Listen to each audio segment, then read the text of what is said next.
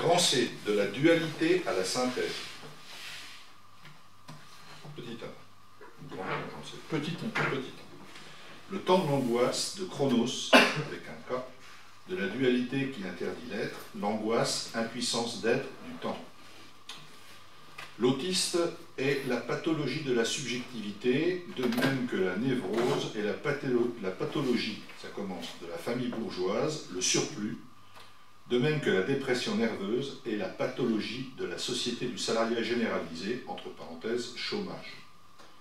L'autiste est une forteresse vide, menacée par une armée invisible. Comment pourrait-il gagner la guerre? Tout secours n'introduirait-il pas l'ennemi dans la place? N'y serait-il pas déjà ce sinistre Chronos, frère jumeau de la mort? Toute finitude est mortelle. Le corps sujet est cette monade forteresse qui se renferme sur la certitude de sa mort. Son être est le temps, la mesure du temps, la permanence de la fin comme horizon du fer. Si nous avons proposé deux saisies eidétiques du temps et du corps sujet, la finitude et l'intentionnalité, c'est pour faire apparaître les indépendances du temps, mais aussi et surtout pour délivrer l'essence du temps, l'essence de l'existence, à savoir la contradiction constitutive du temps, le temps en tant qu'être et l'être en tant que temps. La finitude n'est autre que la constitution de l'être par le temps et la constitution du temps par l'être. C'est le même acte, le temps qui se fait et qui se défait, l'être qui se fait et qui se défait. Les théoriciens de la subjectivité, Heidegger, Husserl, Sartre, ne pouvaient que manquer leur cible, car opérant sur une subjectivité déjà constituée, déjà réifiée, l'angoisse étant déjà acquise, alors que cette angoisse doit être saisie en ses préalables et constituée selon les rapports de l'être, du genre, de l'individu. Le mythe dit bien cette nature, entre guillemets, de l'angoisse. Chronos dévore ses propres enfants. Il a pénétré la place forte qu'est la monade originelle. L'angoisse est l'existence d'un temps qui se fait en se défaisant. Elle est l'existence de la contradiction. Les spécialistes cités n'ont pas été suffisamment logiciens et dialecticiens. Aussi, ces deux catégories se sont vengées en brillant par leur absence. Ces auteurs n'auront saisi de l'angoisse que son état d'âme, entre guillemets, son pathos, l'affect. Aussi, si le mode d'être est désigné, tout le contraire est évacué. Tout le connaître, est évacué. L'angoisse comme catégorie gnoséologique n'existe plus. Aussi, la relation de cette temporalité subjective et du monde extérieur, du temps social, est quasi impossible à déterminer. On n'a plus que deux substances qui se font face, une angoisse qui a la présence d'une réification et une substance sociale institutionnelle. Aucune relation logique et dialectique entre les deux. Aussi, avons-nous défini l'angoisse comme mode d'être, mais aussi de connaître. La dimension gnoséologique de l'angoisse est cachée par son pathos.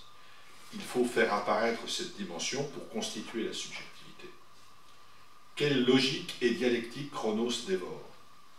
Le plus intime de l'existence est la trame cachée de la dialectique.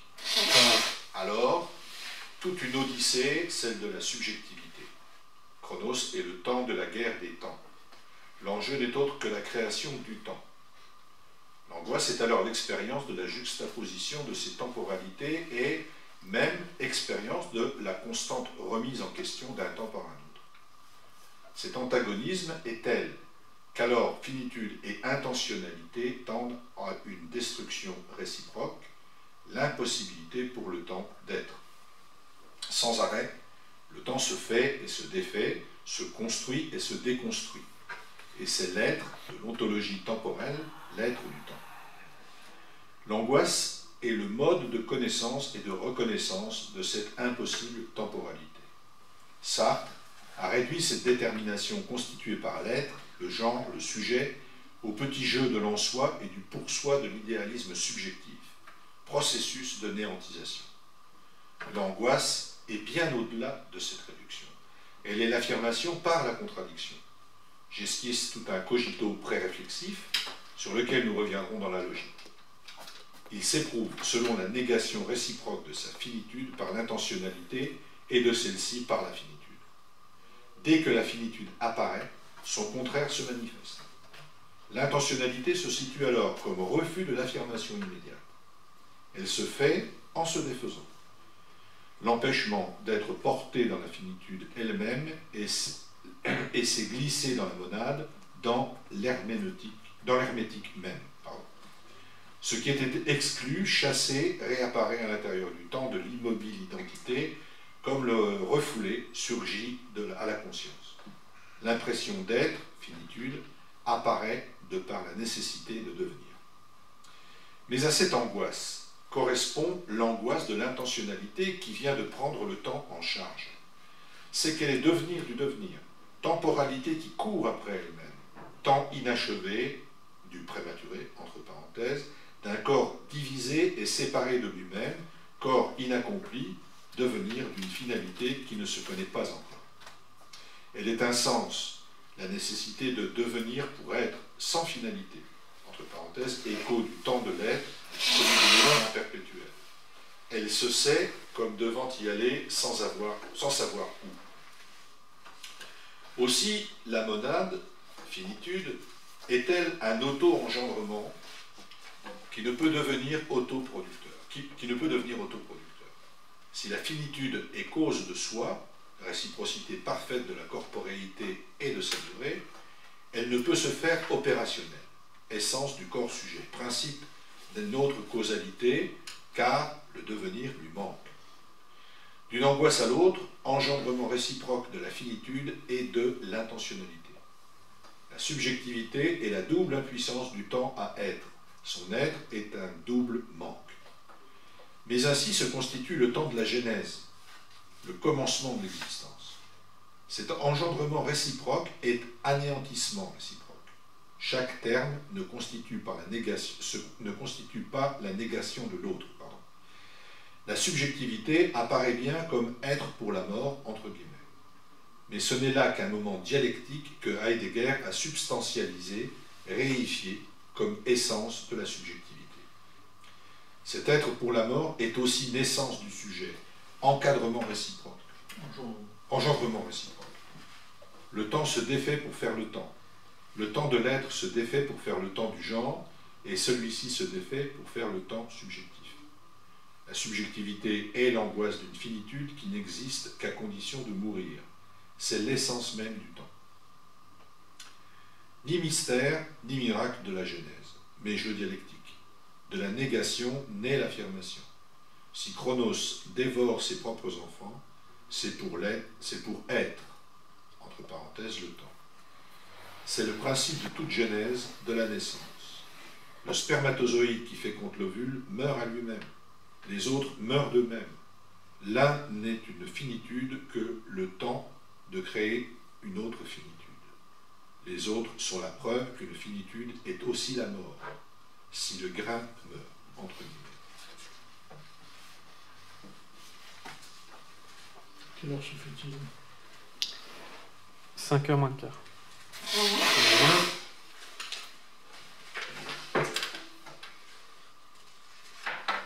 On s'arrête là, alors on va bizarre de considérer le spermatozoïde comme je sais pas, un être. Enfin, un spermatozoïde, c'est pas un animal, enfin, c'est pas même un micro-animal. s'y intéresse du point de vue de la finitude. Il ne meurt pas, il disparaît, si tu veux, mais mourir. Il y a une fonction. C'est un exemple de finitude, d'après l'impression. Bah, on est dans l'organique en fait là, donc du coup, je sais pas, pour moi je trouve ça bizarre de voir le spermatozoïde comme un tétard, quoi. Enfin, ce qui arrive pas que là, hein. Oui, je pense qu'il fait débuter, enfin la finitude, il a fait apparaître dès l'organique. Bah oui, et après, il l'a fait dériver sur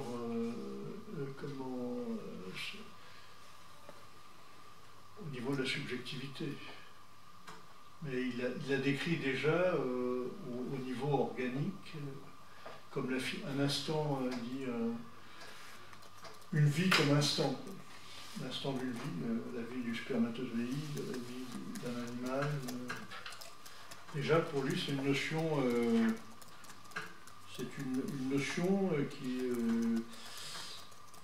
qui se retrouvera après au niveau de la subjectivité. D'après ce que je comprends. Il parle de filiation ontologique, c'est-à-dire, j'ai l'impression, là, de notions qui arrivent dans l'être organique et puis qui se retrouvent après déclinées dans l'être social.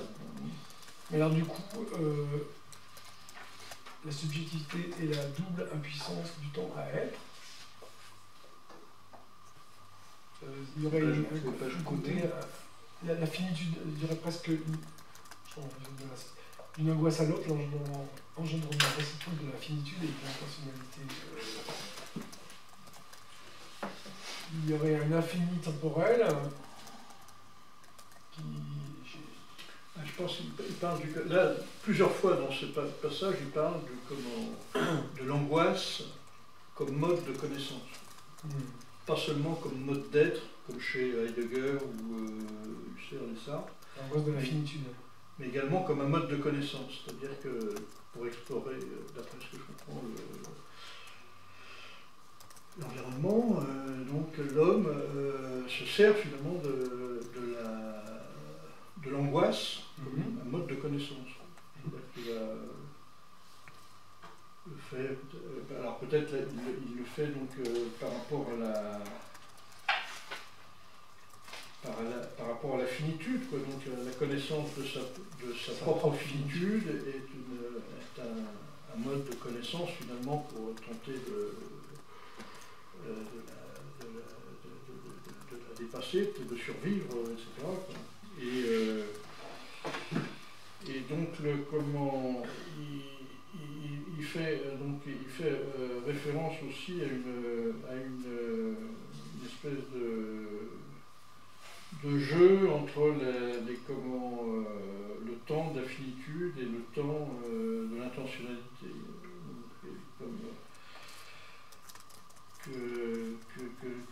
C'est marqué où? Est-ce que tu as vu ce... C'est à la fin du chapitre. Dans la page 200, en haut. Oui. Si la finitude si la finitude est cause de soi, réciprocité, portée de la corporalité et de sa durée. Elle ne peut se faire opérationnelle, essence du corps sujet, principe d'une autre causalité, qu'un devenir lui manque. Alors, ça serait du coup, vis-à-vis de ça, il y a un infini, c'est ça que il y aurait une essence donc infinie. Peut-être qu'il Parce que du coup, si elle n'est pas finie, elle est infinie. Enfin, pour moi, il y aurait quelque chose qui serait réduit par la finitude.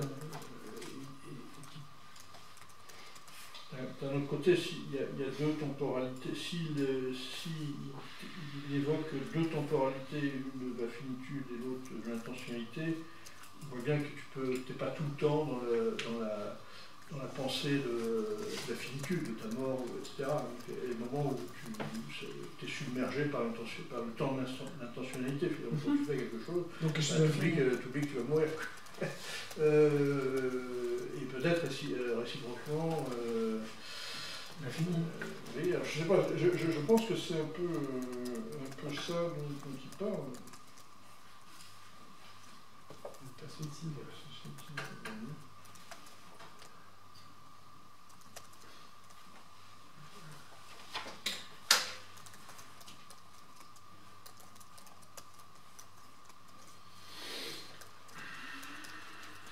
C'est comme catégorie gnoséologique.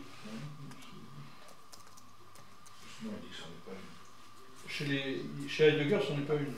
Mais chez lui, si. Non. Ah. Où est-ce que tu vois ça? J'ai compris. Les spécialistes cités. Ah oui, d'accord, oui, c'est Heidegger. angoisse comme catégorie qui n'existe pas. Elle est simplement une catégorie de l'être. T'as raison, t'as raison.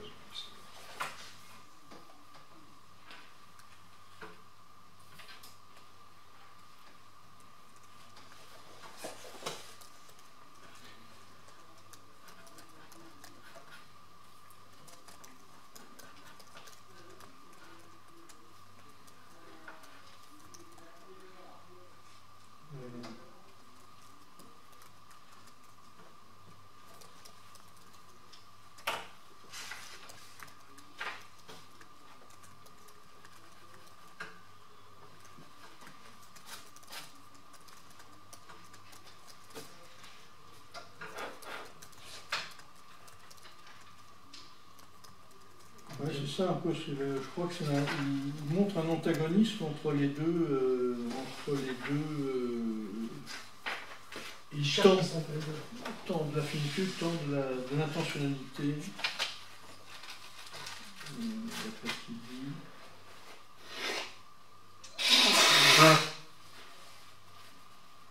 Cet antagonisme est tel qu'alors finitude et intentionnalité tendent à une destruction réciproque. L'impossibilité pour le temps d'être sans arrêt, le temps se défait, se construit et se déconstruit. Alors, est-ce que ça veut dire qu'il passe d'un temps à un autre? Je ne sais pas.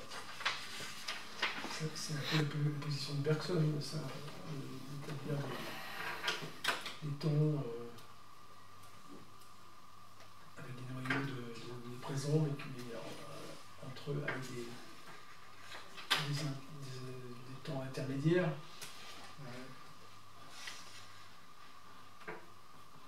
Et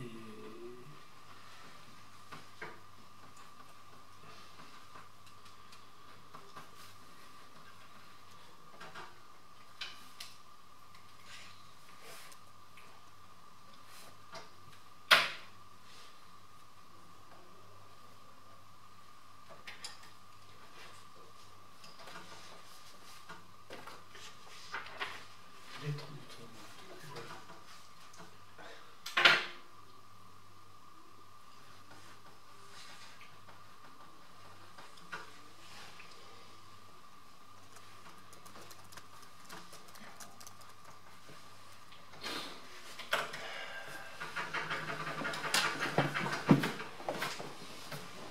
Tout à l'heure, on parlait d'intentionnalité sans représentation de fin. Par exemple, à la fin de la page 199, là, il parle un peu de... Il l'évoque aussi quand il dit, en parlant de l'intentionnalité, c'est qu'elle est devenir du devenir, temporalité qui court après elle-même, temps inachevé du prématuré, d'un corps divisé et séparé de lui-même, corps inaccompli, alors devenir d'une finalité qui ne se connaît pas encore. Elle est un sens, la nécessité de devenir pour être, elle est un sens sans finalité, écho du temps de l'être, celui du nouveau perpétuel. Elle se sait comme devant y aller sans savoir où. C'est une forme d'intentionnalité avant de se connaître.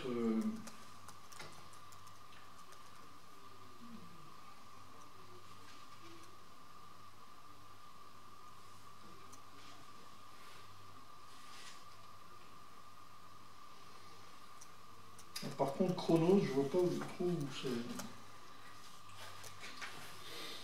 Qu'est-ce qu'il fait dans l'histoire? Je ne sais pas.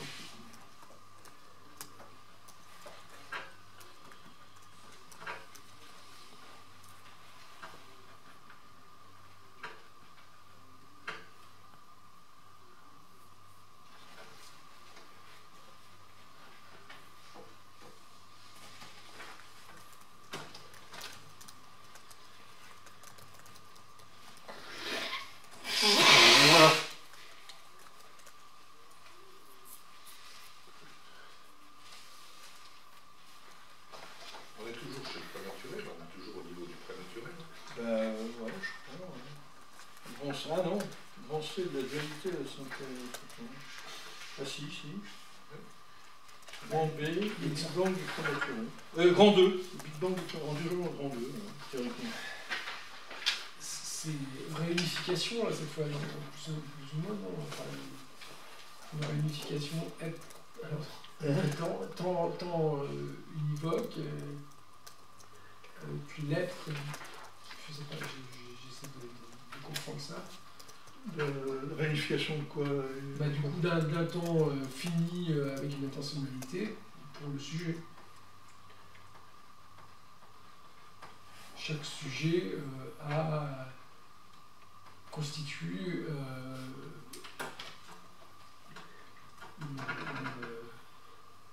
construit une projection d'un infini,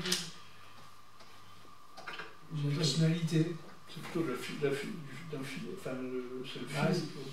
Oui, mais pour chacun qui est fini, il a l'idée de produire de l'infini. Du coup, si c'est l'intentionnalité, c'est pour dépasser sa finitude. Là, d'après ce qu'il dit, j'ai l'impression que la finitude, elle intervient comme vecteur de l'angoisse, oui, et qui lui permet la connaissance, qui permettrait la connaissance, qui produirait une sorte de projection dans un infini, social ou autre, je sais pas. Mais qui permettrait de produire de l'extratemporalité, du temps infini, du temps non fini en tout cas, peut-être pas infini mais non fini. Qui permettrait de connaître pour survivre, je crois.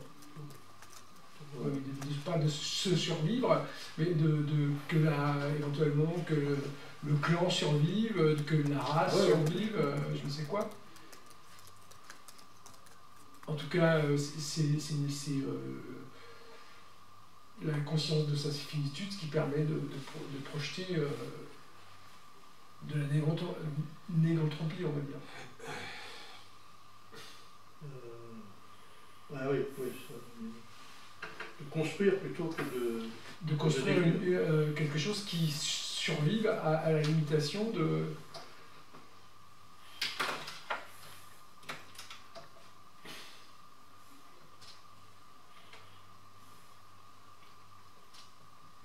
Parce que la finitude et l'intentionnalité, il est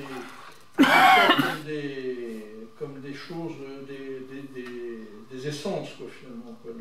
Oui, c'est pour ça que je suis gêné par ça, parce que j'ai l'impression que c'est sui generis, que la finitude produit une nécessité de survie.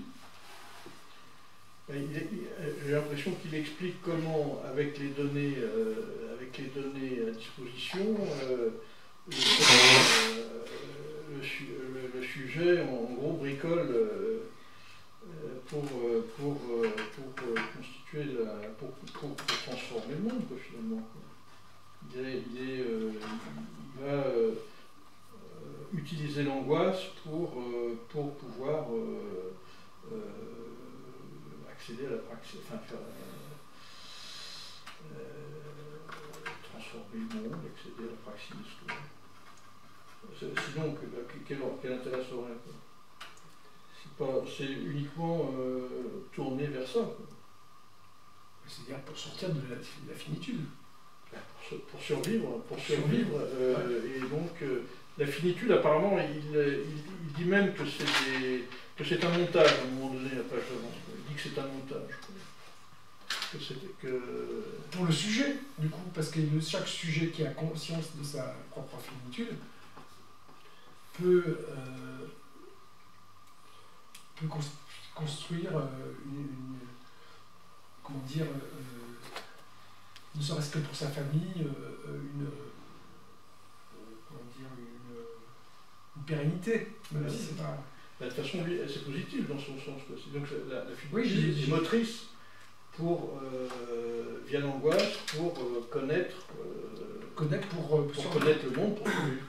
Mais du coup, ce qui me gêne, c'est qu'il y a quelque chose qui vient de l'extérieur, là, tu vois, encore. Le temps, voilà, le temps, en général, quoi, qui arrive, qui doit être...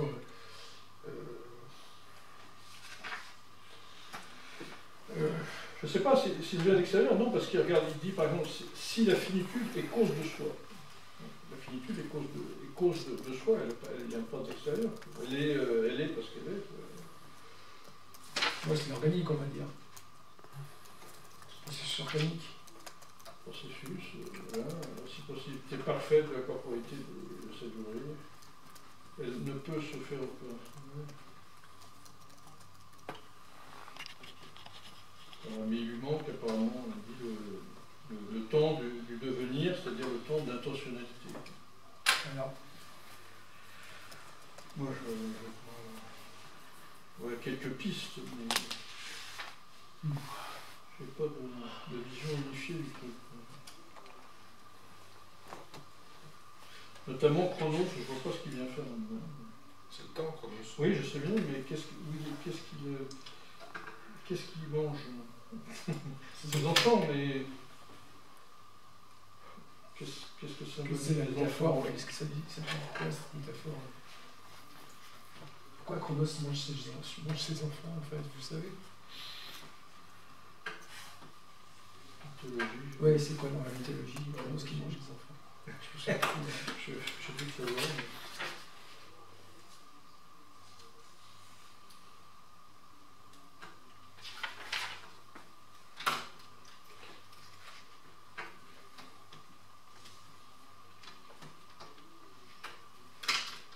Entre autres choses, tout ce passage est un dialogue ou une réfutation ou un règlement de compte avec ceux qu'il appelle les théoriciens de la subjectivité.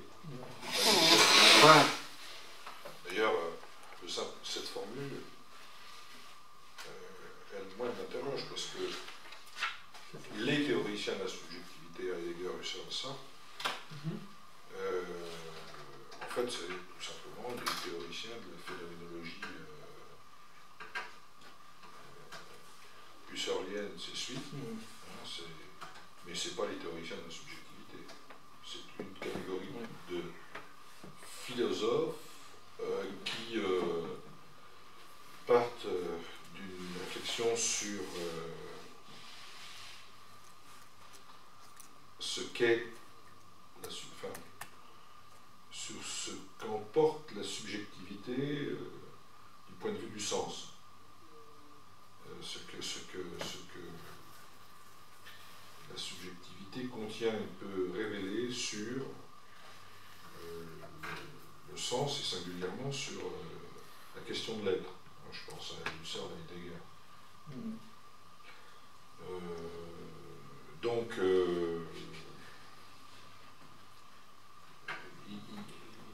il marque ces différences, et je suis d'accord avec les différences qu'il marque, mais en même temps il garde un vocabulaire qui est un vocabulaire qui colle étroitement à celui de la phénoménologie sartrienne ou heideggerienne. Comme il fait d'habitude. Comme il fait d'habitude. Il est resté assez phénoménologue dans son... Il incorpore des trucs.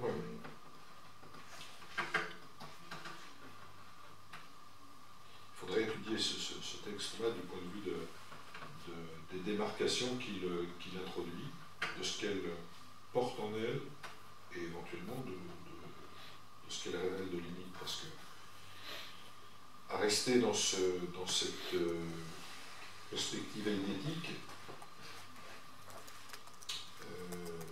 je pense que on ne peut pas mesurer en quoi toutes ces catégories, toutes ces notions qu'il travaille et qu'il renverse par rapport au sens que leur donne la phénoménologie, je pense par exemple à celle de finitude ou à celle d'angoisse, en quoi ces catégories sont encore marquées du précepte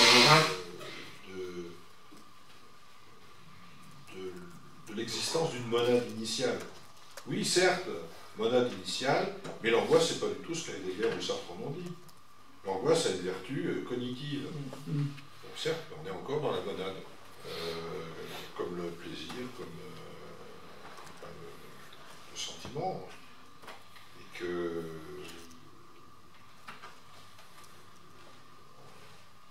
on a du mal à voir comment on peut comment dire, on ne va pas jusqu'au bout de cette transmission, de cette logique de transmission.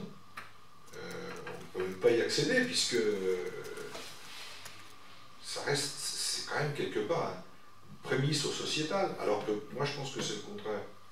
Je pense que c'est le sociétal qui, c'est la praxis, c'est le rapport à l'autre, c'est le rapport social qui fait naître l'angoisse, le sentiment de finitude, etc.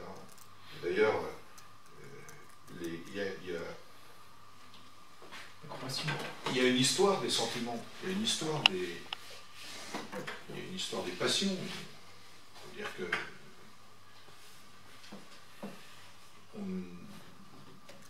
on n'est pas le rapport au temps varie selon les sociétés, et le rapport au temps n'est pas le même pour quelqu'un qui pense qu'il y a un paradis après l'enfer de la terre, que pour quelqu'un qui pense qu'il n'y a rien. Pas le même. Donc l'angoisse n'est pas le même. Et Chronos, il ne mange pas ses enfants de la même façon dans une famille juive ou dans une famille athée. Et tout ça, toutes ces questions-là, je trouve qu'elles sont réglées là, au niveau systémique, comme tu dis, au niveau idétique. Je ne pense pas que ce soit le bon lieu pour les régler. Je pense que là,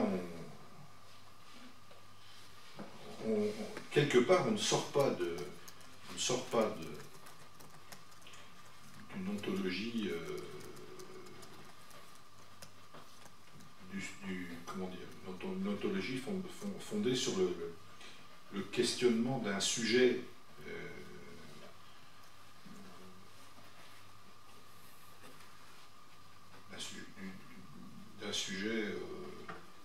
monadique.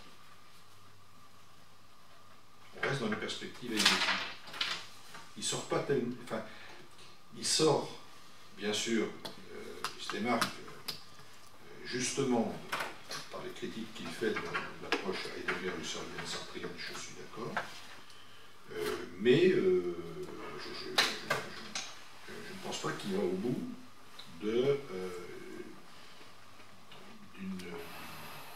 au bout de la question de la constitution de la subjectivité, qui est quelque chose de à chaque fois singulier, ce qui n'interdit pas qu'on en dise des choses, mais je vois par exemple ce qu'il dit sur l'être pour la mort. La subjectivité apparaît bien comme être pour la mort, mais cela n'est qu'un moment dialectique que Heidegger a substantialisé, réifié comme essence de la subjectivité. Si on est au niveau du prématuré, excusez-moi, mais être pour la mort, c'est encore loin de ses préoccupations, ou alors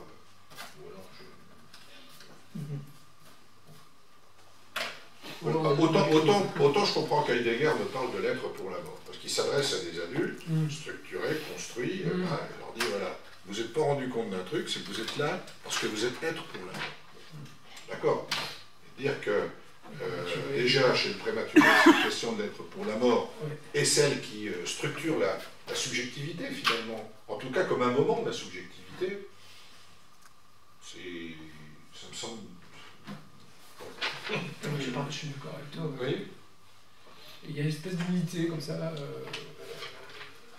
qui part sèchement de la naissance comme ça et qui vient droit sur toute la vie.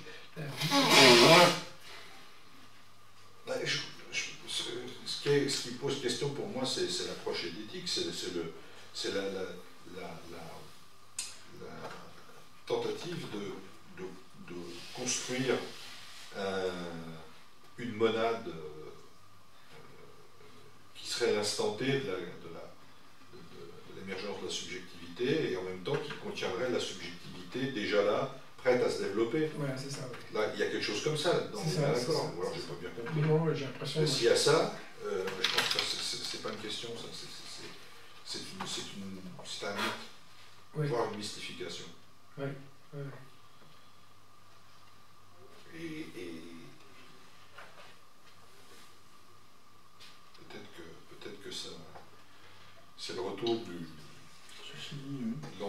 l'antéprédicatif par la porte de l'historicité et de la terminologie. Peut-être, je ne sais pas. Il faudrait réfléchir plus sur le bouquin.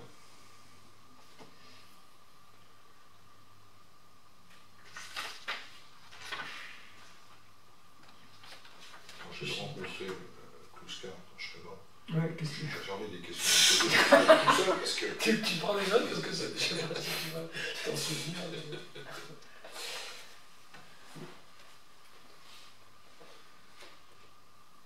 Ceci dit, je ne sais pas, le monade, effectivement, ça fait penser à quelque chose d'assez Essentiel. non, mais d'un truc sans porte ni fenêtre, univers clos, qui n'existe par lui-même et pour lui-même. Donc, ça fait penser à quelque chose effectivement, de complètement coupé.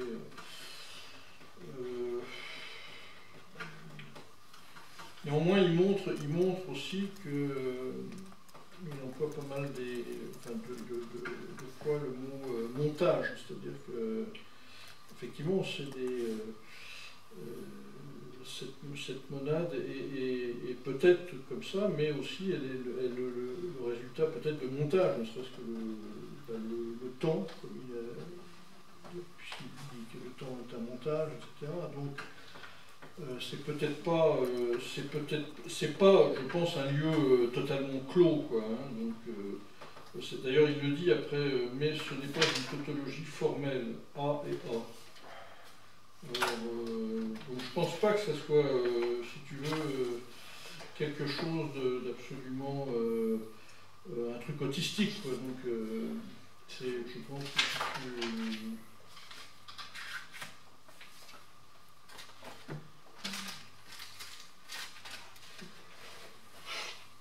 C'est vrai que c'est des points qui sont à éclaircir, hein, de toute façon. Mais enfin, je pense que ces questions-là, on ne peut les penser, on ne peut les traiter que par l'entrée de l'acquisition progressive de compétences, de facultés, de compétences, dans un rapport au milieu et aux autres. Oui, et pas comme des préalables qui seraient en quelque sorte la marque de fabrique, quoi, de la subjectivité, l'instant T.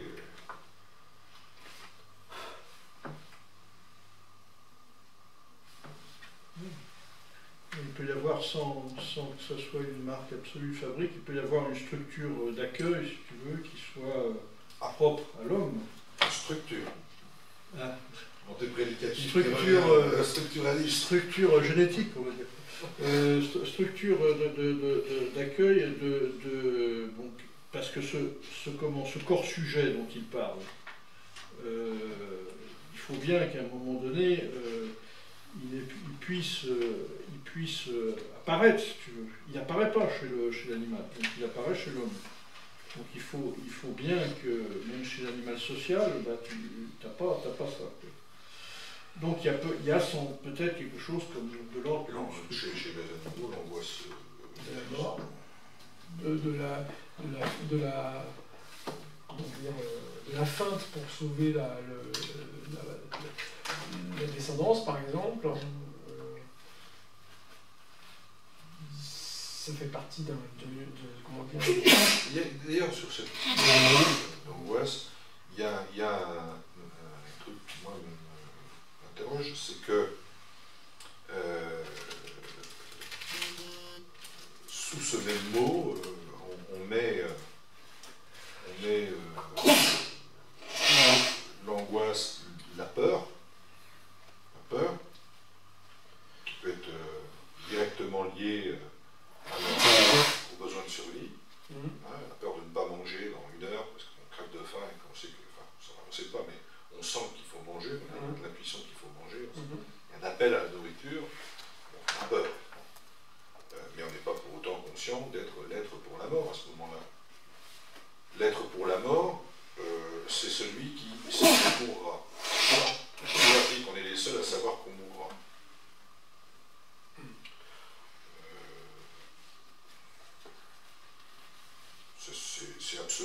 parce qu'on est les seuls à savoir, au sens, au sens d'une connaissance. Donc, on ne peut pas dire que ce soit mais pour autant, l'intuition de la mort, elle existe chez les animaux. Dire qu'elle existe, l'intuition de la finitude chez les animaux, ils font l'expérience de la finitude, comme tout le monde, mais l'intuition d'une fin de la vie, en tout cas sans doute pas chez tous les animaux, et sans doute pas chez les animaux programmés pour fonctionner comme des rouages d'un groupe ou d'un troupeau. Ah, quand même, Je sais pas, enfin, je sais pas, hein, je dis ça, je réfléchis tout haut, mais disons que je suis pas sûr que la fourmi ait le sens de la perception d'être un être pour la mort. Quoi. Mais le troupeau lui-même, le troupeau lui-même, c'est une façon d'organiser entre des individus la survie, quoi, de cette façon. C'est de pouvoir préserver justement les jeunes, enfin les bébés et tout ça, pour de la prédation. Enfin, c'est déjà une organisation qui s'est mise en place, transmise, alors on dit de façon intellectuelle, mais comment on peut dire ça? Parce que de toute façon, il y a la socialisation engendre la socialisation aussi. Je parle pour les animaux, quoi. Certains animaux, ils se sont socialisés peut-être par nécessité, par une certaine praxis animale. Enfin, je me lance peut-être qui a été transmise, pas forcément dans le génome, je sais pas, enfin, je sais pas. Là, on voit, moi j'ai vu des oiseaux qui étaient herbivores, dévorer des goélands en période où il n'y a rien à bouffer, quoi, et du coup, s'attaquer des mouettes s'attaquaient à des grands goélands et les dévorer. Ouais. Donc ils sont en train de muter de cette façon, mais ils mutent. Peut-être que ce qui compte, c'est leur survie, peut-être qu'ils sont en train d'essayer ils essayent une nouvelle chose pour survivre, de bouffer de la viande, quoi. Mais est-ce que c'est pas là ce dont il parle aussi de temps en temps, là, c'est des formes d'intentionnalité avec sans connaissance de la finalité, quoi. Des formes d'intentionnalité. Bon, il y a des formes d'intentionnalité chez la fourmi, est-ce autant qu'elle a conscience de la finalité de son intention, quoi. Elle peut voilà, s'écarter du chemin quand il y a un obstacle, mais est-ce qu'elle a la finalité est-ce qu'elle connaît la finalité de pourquoi elle oui, mais là tu parles d'un niveau, enfin là c'est pour la fourmi, elle est guidée par une odeur ou par un signe pour l'abeille, des codes, enfin des choses comme ça, mais c'est pas, c'est comment dire, en tout cas, c'est pas l'individu. Il y a une forme d'intentionnalité. Si elle contourne l'obstacle, ça veut dire qu'elle a une forme d'intentionnalité, mais sans connaissance de la finalité de cette intentionnalité. Oui, mais l'information a été diffusée pour la fourmilière avec des codes chimiques, enfin, d'émissions pour dire c'est là, il y a bouffé ici, donc l'information elle circule par des signaux, si tu veux. Là, en l'occurrence, il n'y a pas de truc, des phéromones ou je sais pas quoi, qui la guideraient. Si elle voit un truc, elle contourne le truc. Il y a une forme d'intentionnalité, mais sans connaissance. C'est la perception de ces signaux. Et l'écart de ces signaux. Oui, c'est vrai pour les trucs sexuels. Tout ça, non, pas que pour les trucs sexuels. Il y a plein de. L'approche de la perception, elle existe même sur des microcellules, quoi. Enfin, la perception de la lumière, la perception de ce qui est à bouffer, même sur des petites des protozoaires, tout ça, il y a plein de comportements qui sont, comment dire, qui doivent s'adapter avec une stratégie vitale. Enfin, raison de plus pour les protozoaires, il y a de l'intentionnalité, mais alors là, pour le coup... Ça veut dire qu'il y en a déjà pour ces de la finalité pour laquelle l'intention est... Oui, là c'est beaucoup plus complexe, c'est parce qu'il y a du signal donc émis. En fait, je crois que ce soit les abeilles, les fourmis, il y a tout un système d'émissions chimiques pour les fourmis, je crois que c'est des odeurs qui sont balancées. Enfin bon, je rentre pas dans les détails, je ne connais pas très bien, mais là en l'occurrence, moi ce que je voulais dire par exemple, c'est pour les animaux type mammifères par exemple, où il s'agit de sauver la progéniture d'un prédateur, ils sont prêts au sacrifice, par exemple. Donc du coup, on n'est pas là, on n'est plus dans le même degré, quoi. Mais bon, où est-ce que l'homme est le premier qui a la conscience de la finalité de ses intentionnalités? Ouais, mais déjà, est-ce que les autres, finalement, ils sont pas le sacrifice, comme des fourmis le sacrifice d'individus d'une société pour préserver la pérennité donc, des autres.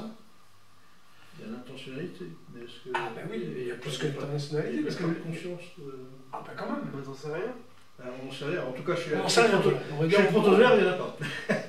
Là, je ne pense pas qu'on puisse... Chez le protozoaire, il n'y en a pas. Chez la fourmi, bon... Là, il s'agit d'autre chose là, dans ce que tu as dit. Mais après... Non, mais c'est des questions. De toute façon, effectivement, il semble que Pushkar, lui, faire une... Bien qu'ils ne le disent pas, il parle très rarement des animaux, mais c'est vrai que je pense qu'il y a, notamment par l'importance qu'il donne aux prématurés, et la survie, etc.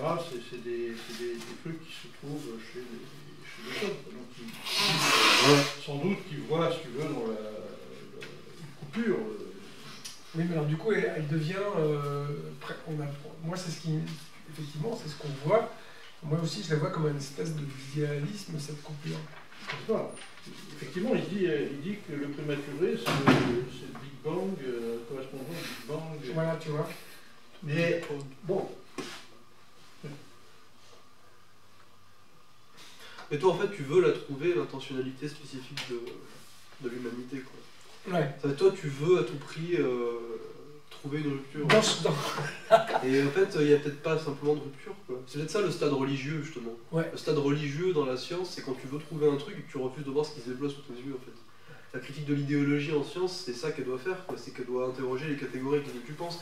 Et moi, c'est ce que je dis depuis qu'on utilise ce bouquin, c'est en tout cas et particulièrement depuis le 8e chapitre, ouais. Avec sa notion de survie. Je veux dire, il est en train d'essayer d'amener des catégories qui viennent de la phénoménologie husserlienne, comme disait Michel, pour penser des choses qui sont soit, alors là, la rupture dans l'ordre de la phylogénèse, soit quelque chose qui est spécifique à l'ontologie, à l'ontogénèse, qui serait, comment la subjectivité se forme dans l'ordre des relations humaines. Et c'est pas si sûr que ça qu'il faille projeter dans le ciel comme ça une idée, et puis aller après rattacher les moindres petites bribes d'études matérielles à ça, quoi. Enfin, ça manque d'études matérialistes. Enfin, Patrick Thor a écrit un bouquin sur la théorie du sacrifice. Il faudrait peut-être le lire pour parler de sacrifice. Ça, à mon avis, c'est quand même... Non, justement, je l'ai pas lu. Thor, il dit que la compassion existe dans le règne animal. Ah oui. Pushkar reproche aux autres, finalement, de faire intervenir des catégories. Mais ils les utilisent eux-mêmes. Oui, c'est ça. Alors, est-ce qu'il utilise ces catégories? Il en utilise d'autres, mais il n'utilise pas des catégories extérieures, si tu veux. Enfin, il utilise les mêmes catégories. C'est ce que vient de te dire Michel, il te montre que là, il a L'être une pour la mort, il approche propose de génétique. penser l'être pour la mort différemment de Heidegger, Voilà. mais ça reste Une pensée d'être pour la mort. Voilà. Alors, en même temps, ça reste l'être pour la mort, et surtout ce qu'il dit Mais alors que l'être pour la mort, de pensé dans les décisif, c'est que l'être pour la mort ça, est en même temps intéressant. être pour la vie. C'est là qu'il est plus dialecticien que mais voilà. je sais pas, c'est vrai que sa critique, Moi, je sais. sa critique du positivisme, effectivement, c'est un peu, justement, ce qu'il reproche à tout un tas de dérives scientistes de vouloir absolument appliquer des catégories... Mais on ne dit pas que sa critique du positivisme et du fait de vouloir foutre des lois partout, de mettre de la nécessité partout, est mauvaise. Mais on dit qu'il fait peut-être pas différemment, quoi. D'accord. Tu peux dire faites ce que je dis, mais ne faites pas ce que je fais. Tout à fait, tout à fait. Non, mais il faut lui reconnaître, faut lui reconnaître le mérite quand même de vouloir effectivement contourner cet écueil positiviste et puis de tenter, c'est pour ça que je dis à la suite de Hegel de dire le réel selon sa logique, en l'arrimant aux découvertes qu'a fait Marx, quoi. Et donc, en l'enrichissant énormément, c'est mon point de vue. Voilà, donc il n'y a rien de marxiste là-dedans. Enfin, je suis désolé, Edmond, mais il va falloir qu'à un moment donné, tu acceptes que il n'y a rien de marxiste dans ce passage-là. C'est ce qu'on essaie de te dire. Là, ça ressemble plutôt à Husserl qui décide d'être de gauche. Quoi. Non, mais tu peux être marxiste et puis t'intéresser à Husserl. Traductao était marxiste, il s'intéressait à Husserl aussi. Non, c'était plutôt un mec qui vient de la phénoménologie au marxisme. Oui, oui, enfin, quand même, le livre est centré sur Husserl quand même. Même si non, mais oui, mais c'est ce que je suis en train de te dire. Ce que fait Husserl. C'est de Husserl à Marx, c'est pas de Marx à Husserl. Et là c'est un peu de Marx à Husserl. Non, là, je crois que franchement, je crois que tu fais. Bah, excuse-moi, je veux dire, je sais pas s'il vient de Marx, mais en tout cas, je sais où il va. Et là, en fait, il essaie de reprendre des catégories. Et je pense même que des disciples de Husserl pourraient être plus matérialistes que Husserl. Parce que je t'ai déjà expliqué que moi j'avais commencé à lire Husserl, et qu'en fait, Husserl, quand il critique l'ego transcendantal cartésien, il reproche à Descartes de ne pas s'être arrêté justement de s'être arrêté au cogito, quoi. Comme lui il est passé par le criticisme kantien, parce que c'est juste une histoire le fait de l'histoire de la philosophie, il dit bah non, on va appliquer le cogito au cogito, on va voir qu'est-ce que c'est que les phénomènes de conscience, comment ça se passe, comment les habitudes se forment. Et puis là, tu peux très bien devenir marxiste en passant par là, quoi, parce que tu dis, qu'est-ce qui forme la conscience? C'est ce qu'on disait tout à l'heure, c'est les relations sociales, c'est peut-être les relations dès l'intra-utérin avec l'extérieur, des choses que tu sens, que tu entends. Enfin, moi, quand ma mère elle me foutait de Johnny Clegg, je lui foutais des coups de pied dans le ventre et c'était que je dansais dans son ventre. Enfin, tu vois, là, dans ce que on dit là, il n'y a rien de marxiste. Participer puissamment à la subjectivation de ta mère. Voilà. Je pense que bon, c'est vrai que là, peut-être pour le coup, il n'est pas dans un marxisme échevelé. Moi, je continue à penser que, comme lui-même le disait, qu'il est quelque chose comme un maillon entre Hegel et Marx. Quoi. Donc, entre son projet, je pense qu'il est quelque part. Rien dire. Et son projet est quelque chose comme ça, c'est-à-dire finalement reprendre toute la. C'est Feuillard. J'ai l'impression que lui, effectivement, il permet, si tu veux, de reprendre la puissance logique de Hegel en lui adjoignant les découvertes de Marx sur la praxis dont il dit qu'elle est la mesure de toute chose. Quoi. Donc il essaye après, avec ça, de décliner de manière systémique quelque chose qui pourrait rendre compte de la phylogénèse, de l'ontogénèse, etc. Quoi. Donc on ne peut pas lui reprocher ça, si tu veux. Et lui reproche effectivement aux autres de s'amener avec leurs catégories en gros toutes faites, qui sont extérieures, pour projeter finalement des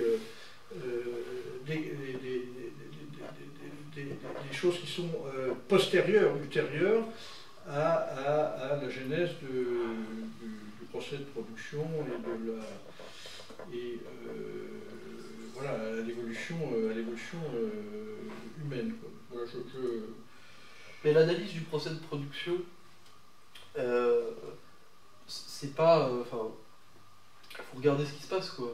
C'est pas... Enfin, Marx, quand il fait de la recherche, il regarde ce qui se passe. Enfin, il cherche pas à traduire dans les termes de l'ontologie hegélienne la transformation sociale ou je sais pas quoi. Peut-être qu'il l'aurait fait s'il avait eu le temps. Non mais tu rigoles. Non, mais Edmond. Le capital, le capital, c'est l'ontologie du capitalisme. Marx c'était son truc. Donc quand tu dis il faut faire un chaînon entre Hegel et Marx, déjà d'une, enfin, avant toute chose, putain fais chier celle-là, se mettre d'accord sur ce que ça pourrait vouloir dire, que de dire il y a un chaînon manquant entre Hegel et Marx, c'est-à-dire qu'est-ce qui a été manqué entre Hegel et Marx. C'est-à-dire quelque chose manquait à Marx pour faire mieux que ce qu'il fait, que ce qu'il a fait.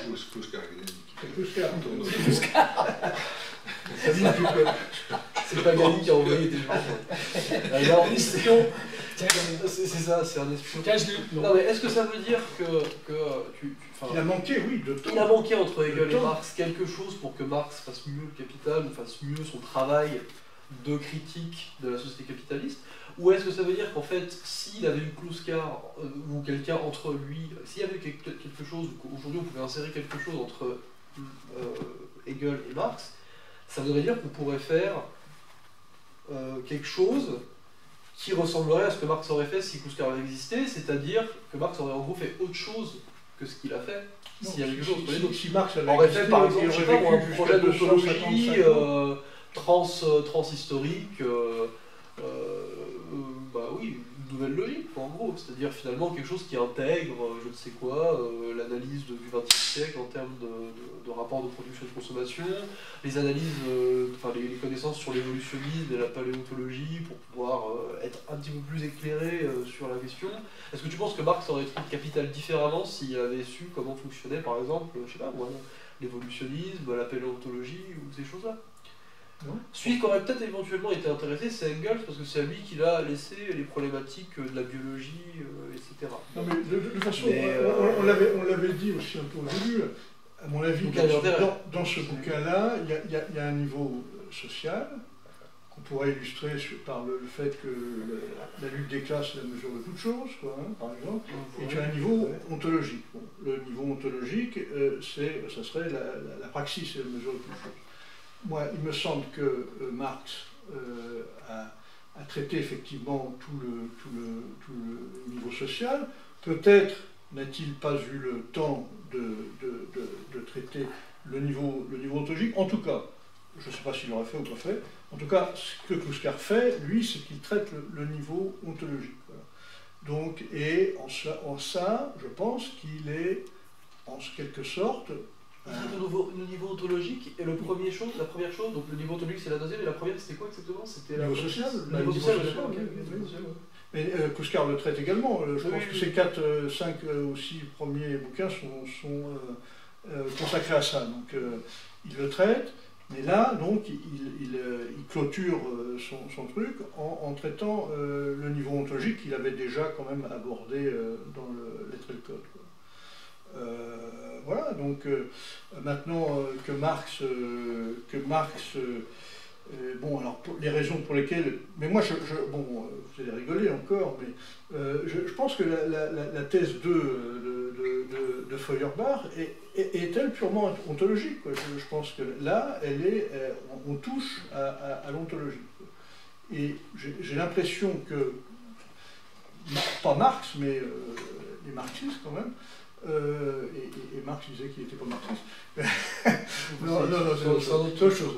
Mais donc, bien souvent, je lisais le truc de Lucien Sèvres, là. Il parle tout le temps de théorie de la personnalité et marxisme.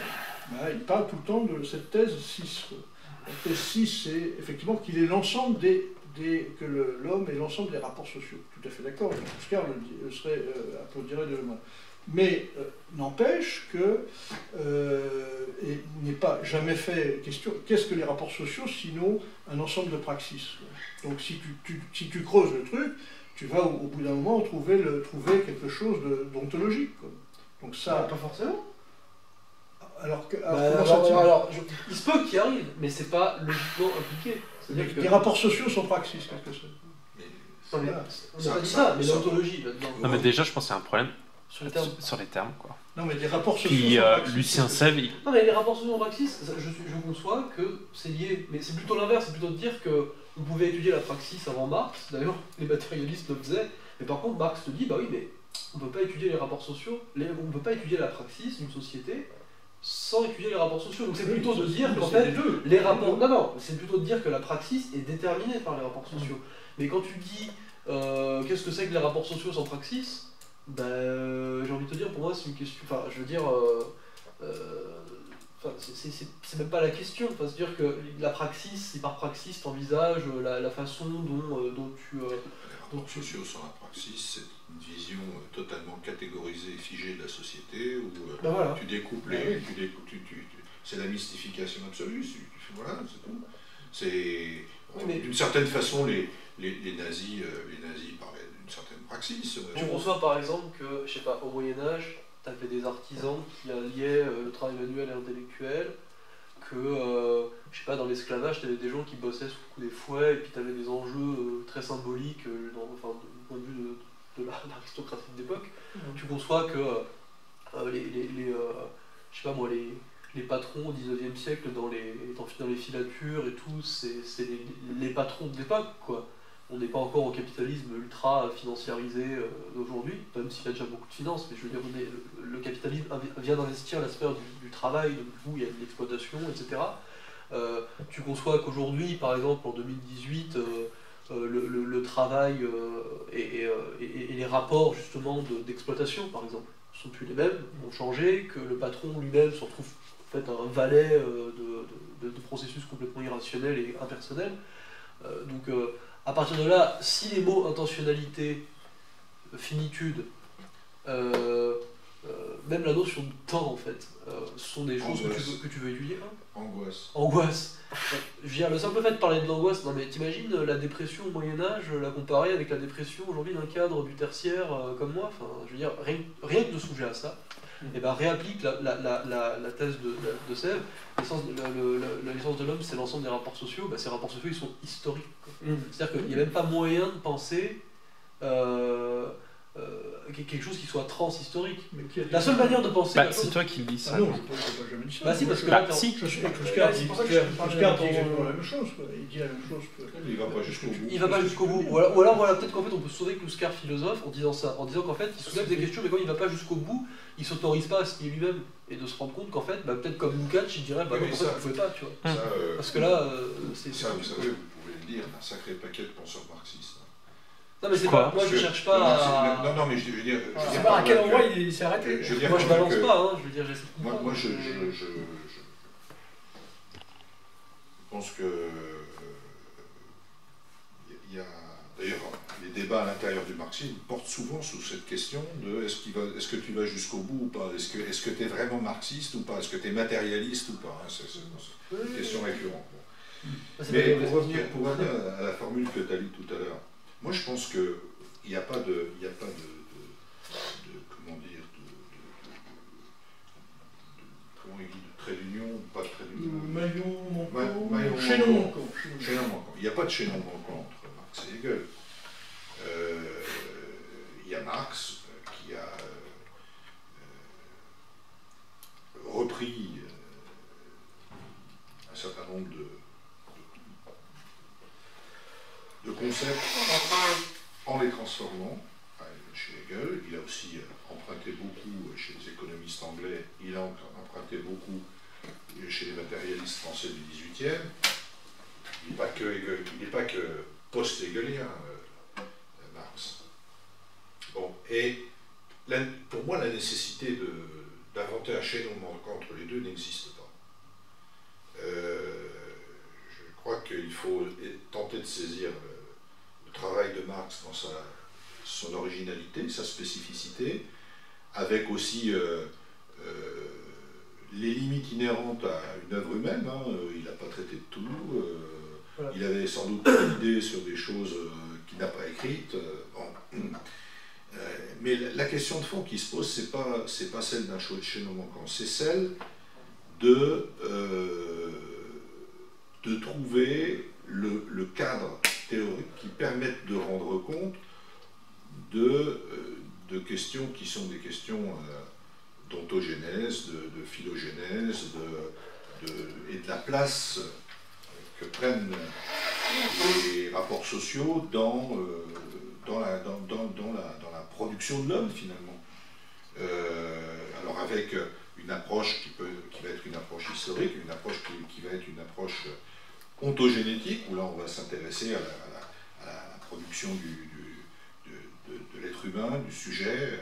Mais même dans ce domaine-là, il y a une historicité qui est extrêmement puissante, mais qui doit en même temps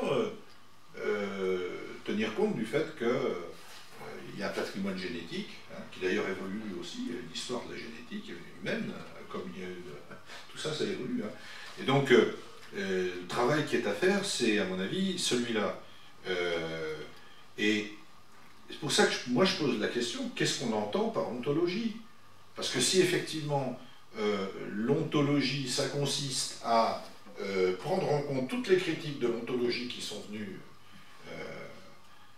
y compris la critique marxiste, pour finalement reproduire quelque chose qui est encore un discours sur l'être, et un système de l'être en quelque sorte, fut-il injecté d'histoire, d'historicité. Sur ces passages-là, je ne les vois pas trop. Enfin bon, il y en a d'autres où on les voit plus clairement. Mais là je ne crois pas. Et je dirais que moi, du point de vue de la démarche d'une ontologie au sens nouveau où il faut l'entendre, hein, je suis prêt à m'expliquer là-dessus, je trouve que le travail de Engels sur la famille ou sur la dialectique de la nature est beaucoup plus proche d'une démarche ontologique que celle-là. Beaucoup plus proche. Parce que qu'est-ce qu'il fait? Il essaye de tirer les conséquences des connaissances qu'il a de la science de son temps, en anthropologie et dans un tas de sciences, pour construire une représentation théorique toujours provisoire, puisque les connaissances sur lesquelles il s'appuie, elles sont en perpétuelle évolution, elles ont énormément évolué depuis, mais qui permettent de circonscrire ce qu'un matérialiste peut, à un instant T, dire de ces questions. C'est tout, ça ne va pas plus loin. Et en même temps, c'est absolument nécessaire. Donc c'est une... Vas-y, tu vas dire ce que je veux dire là.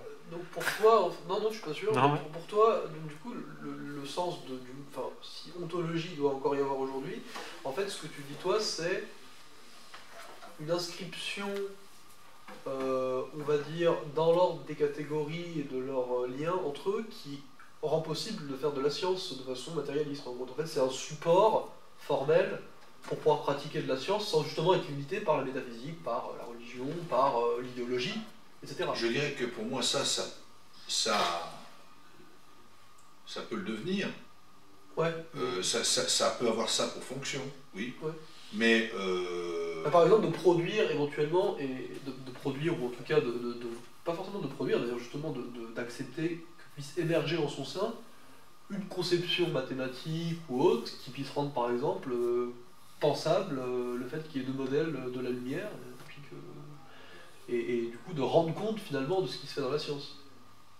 Oui. Voilà. Oui. De concevoir des catégories qui finalement sont vraiment la condensation en fait, Oui. de ce qui se fait dans la pratique scientifique, etc. Mais on en discutait tout à l'heure, enfin, le montologie est polysémique. Hein. Ouais. Bon, il y a la tradition philosophique avec déjà un tas d'exceptions, il n'y en a pas qu'une. Mais aujourd'hui, on parle très facilement d'ontologie dans le domaine des sciences humaines, par exemple. Et là, on ne parle plus du tout de la même chose, on parle de la manière avec laquelle nos contemporains ou les gens d'une certaine époque donnée appréhendent la réalité. Moi, c'est ce que j'appelle l'ontologie vernaculaire, c'est-à-dire l'ontologie du commun. Nous sommes tous porteurs d'une ontologie que nous faisons évoluer au fur et à mesure de notre praxis. Moi, je donne au sens de praxis non seulement le sens que Marx a employé dans le Capital, qui renvoie à la notion d'activité, de transformation de la nature, mais aussi dans toutes ces dimensions relationnelles, sociales, pour moi, par exemple, il y a une dimension symbolique de la praxis. Bon, on peut en discuter, parce que ça ne veut pas dire qu'il y a une praxis symbolique. Toute la différence chez Althusser entre... Enfin, pas chez Althusser, mais toute la différence qu'a introduit Althusser en introduisant la notion de praxis théorique, comme s'il y avait une sphère de la praxis théorique totalement détachée de la praxis réelle, si tu veux, ou comment on l'appelait. Bon, ça c'est un autre débat, mais c'est un vrai débat. Et là je donne un sens beaucoup plus général à tout ça. Et je crois qu'on a tous une manière, c'est nécessaire, on a une manière de penser l'existence et d'accorder un certain degré d'existence à certaines choses et pas à d'autres. Tu vois? Et pour moi, en politique, c'est fondamental. Dans l'analyse politique, c'est fondamental parce que la politique, c'est la dimension symbolique de la praxis politique, elle est essentielle. Elle est essentielle. Et moi, j'irais beaucoup plus loin que ça, c'est qu'en politique, ça se manifeste. Mais ça se manifeste même dans la façon dont, par exemple, l'interdisciplinarité en sciences peut être conçue. Ah bah bien sûr. Et donc, ce qui est hyper intéressant, c'est qu'à ce moment-là, ce que tu désignes comme étant un cadre, on va dire, ontologique général et inclusif, ce serait, par exemple, quelque chose qui rendrait, alors il n'y aurait pas que ça, mais ça rendrait capable, ce serait, en tout cas la visée, c'est de rendre capable un scientifique de voir quels sont les angles morts de sa pensée. Et par exemple, quelqu'un qui serait un neuroscientifique, qui s'étendrait sur l'analyse, par exemple, je sais pas moi, je dis un truc complètement con, mais sur de la sociologie électorale, oui. Serait alors c'est un peu platonicien ce que je veux dire, mais une vraie cité gouvernée par les philosophes, et les maîtres de l'ontologie serait quelque chose qui serait immédiatement capable de proposer des discours où on dit non mais attention, tu vois une partie de la chose, ne reste pas autocentré sur ton domaine et la façon dont tu projettes sur la sociologie électorale ce que t'ont appris les trucs sur les neurones miroirs, mais enrichis-toi des autres sciences et puis vois comment dialectiquement. Absolument. Et si dans ces cas-là c'est ça que ça veut dire que par exemple tu peux rendre conceptuellement pensable le fait que, par exemple, je sais pas moi, un Lordon par exemple, qui est un spinoziste qui pense qu'il y a de la détermination partout, ça rendrait possible dans l'université, je sais pas moi, des séminaires qui seraient un peu gouvernés par son ontologie inclusive, etc., où serait immédiatement et beaucoup plus facilement que maintenant ouvert la possibilité de dire à ces mecs-là, attention, la détermination absolue c'est bien, les modes de l'unique substance c'est bien, il y a eu Hegel, attention, la nécessité c'est quelque chose qui est complexe, il y a différentes significations, donc si on veut réélaborer le terme de nécessité, c'est-à-dire qu'il faut redonner un sens au mot nécessité, et ce qui voudra peut-être dire que certains phénomènes seront soumis à la nécessité, et d'autres non pas soumis à la nécessité, et donc en fait, l'ontologie de ce point de vue-là, dans ces cas-là, ce serait ça, quoi. Oui. Ce serait ça. Absolument. Et c'est ça, et alors, ça suppose que le point de départ, c'est la science. Et c'est pas du tout ce que fait Kluskar, voilà. C'est-à-dire que là, on est en train de... Voilà. Ou même l'intentionnalité. Je veux dire, oui, bah très bien, voilà, Husserl, il a dit ça. Mais c'est vrai qu'après Husserl, il y a eu par exemple le Traductao. Le point de départ est sans doute un critère de démarcation et de il se démarque. Il se démarque par rapport à Husserl et par rapport à tous ceux les penseurs, les théoriciens de la subjectivité, comme il dit.